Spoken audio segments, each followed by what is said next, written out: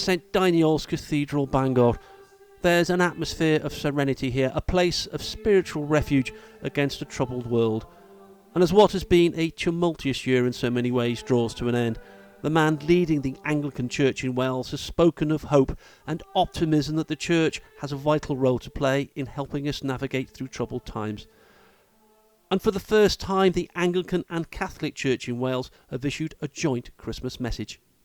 I'm really delighted this year that the Archbishop of Cardiff, Mark Toole, and I have been able to agree on a message. Following the pandemic, which has been such a difficult time for us, we're inviting people together to come back to our churches, to discover in those old carols, in those old readings, the reality which I think brings hope and brings joy and a sense of stability in a time that's been so uncertain. So my message is that the Christmas message, which is that God has come to us, is as relevant today as ever. But because of the pandemic, why not come back and take a second look? He is very conscious of the array of challenges the Church faces, fewer people identifying themselves as Christian in Wales, and a devastating cost of living crisis.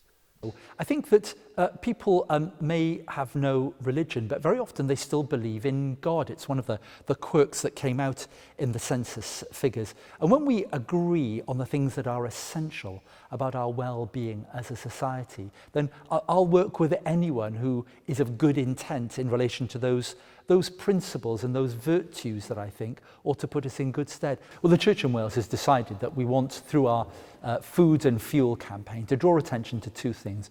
Really working closely with the supermarkets so that they become part of the solution to what is a wide problem. It's not just the government's responsibility to try and sort out the difficulties we face, but also one of the most unseen aspects of poverty is hygiene poverty. So we want people to create small boxes and use our distribution points, whether food bank or others, as a way really of enabling people not to suffer the indignity that very often brings with it, and to find a way of making this Christmas have a bit more joy and light about it than it would otherwise do. It's a message of help and hope at Christmas. Ian Lang, ITV News, Bangor.